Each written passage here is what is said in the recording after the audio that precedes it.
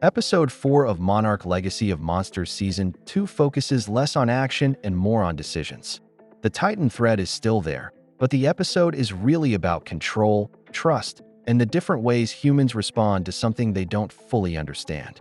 It sets up a clear contrast between Monarch and Apex cybernetics, while also pushing the characters into more personal conflicts. The episode opens with a montage of Bill traveling the world searching for Titans, ending on Skull Island in 1973. His belongings are later stored by Monarch, but in 2015, Apex breaks in and steals everything. This moment is very important because it shows the difference between the two organizations. Bill's work represents curiosity and a desire to understand Titans. He was studying them, tracking them, and trying to learn how they move and behave. Apex stealing his research shows a completely different mindset. They aren't interested in understanding, they are interested in using that knowledge for power. This immediately sets up one of the main themes of the episode. Knowledge can either be used to understand the world or to control it. The story then shifts to Ofu Beach, where a group of surfers ignore a Titan warning at first, but quickly turn back when a Monarch sailor tells them how serious it is.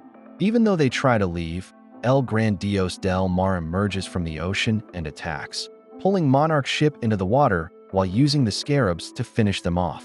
This scene gives us insight into the Titan's behavior. The creature doesn't just attack randomly. It calls the scarabs and then reunites with them. This suggests that the Titan may be gathering its offspring rather than simply destroying everything in its path. When you look at it this way, the Titan feels less like a monster and more like a force of nature acting on instinct.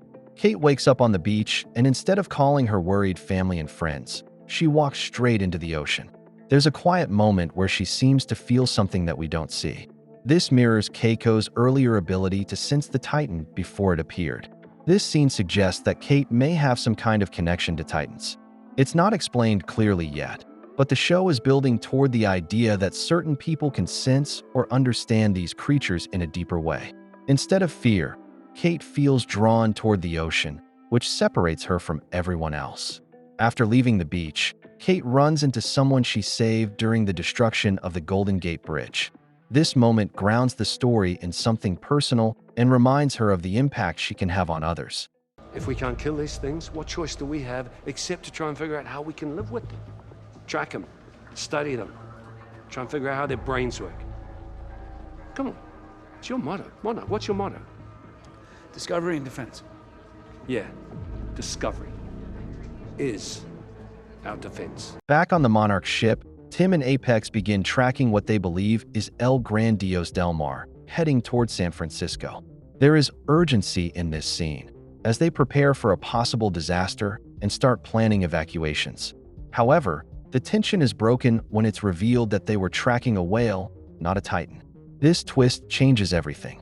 It shows that Apex has been manipulating the situation from the start, using Monarch's resources while secretly working toward their own goals.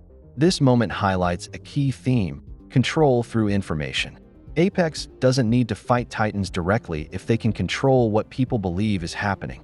By creating a false threat, they are able to move freely and gather what they need without interference. Throughout these scenes, Apex claims that their goal is to help humans coexist with Titans. However, this doesn't align with what we know from Godzilla vs. Kong, where their true goal involves exploiting Titan energy. Their actions in this episode confirm that they aren't being honest. They are studying Titans so they can control them, not protect people from them. This creates a clear contrast between Monarch and Apex. The theme here is human greed. Apex represents the idea that humans will try to dominate anything powerful, even if it puts the world at risk. Lee, Keiko, Hiroshi, and Kintaro team up with Mei to break into an Apex research facility. The plan involves planting a bug, triggering a false alarm, and sneaking in while disguised as safety inspectors. The sequence plays out like a heist, but it reveals something much darker. Inside the facility, they discover that Apex is holding creatures from Skull Island in captivity. These creatures are being experimented on and controlled using technology. This completely destroys the idea that Apex wants peaceful coexistence. The imagery of caged creatures is symbolic. It shows how Apex views nature, not as something to respect, but as something to control. May is brought deeper into Apex's operation and shown how her code is being used to control these creatures. She is told that her work could help control Titans on a much larger scale, potentially preventing destruction. This puts her in a difficult position. On one hand, controlling Titans could save lives. On the other hand, it gives Apex an incredible amount of power. May ultimately chooses to stay and continue working with them, believing she is doing the right thing. This moment highlights the theme of moral gray areas. May is not acting out of selfishness or greed. She genuinely believes she can help. However, the episode suggests that good intentions can still lead to dangerous outcomes when placed in the wrong hands. Hiroshi. Why would they do this? To see how it works? There's nothing we can do. When the team finally reaches Hiroshi's device, they discover that it has been completely dismantled. This is a major setback because the device represented a balanced approach to dealing with Titans. It allowed humans to guide them without harming or controlling them. Its destruction symbolizes the loss of that balance. Now, the only remaining options seem to be extreme. Either destroy Titans or control them completely. This ties directly into the central conflict between Monarch and Apex. Tim learns that the Titan alert was false and that San Francisco is safe. This confirms that Apex manipulated the entire situation to distract Monarch while they carried out their own plans. This moment reinforces the idea that the real threat is not always the Titan itself. Human actions, especially those driven by ambition and control, can be just as dangerous. Before leaving the facility, the group discovers that Apex has been studying Bill's old research. Cate uses this information to figure out that the Titan is likely heading towards Santa Soledad. This connects the present storyline with the past and suggests that everything is coming full circle. The Titan is not moving randomly. It is following a path that may be tied to its history.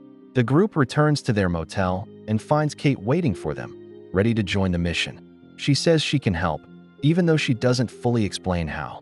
At the same time, Hiroshi reads Keiko's letter and learns about her past relationship with Lee. This sets up emotional tension moving forward. The mission to find the Titan is now mixed with unresolved personal conflicts. Episode 4 focuses on the idea that the real conflict is not just humans versus Titans. It is about how humans choose to respond to something powerful and unknown. Monarch represents patience and understanding, while Apex represents control and ambition. The Titans themselves are not clearly good or bad.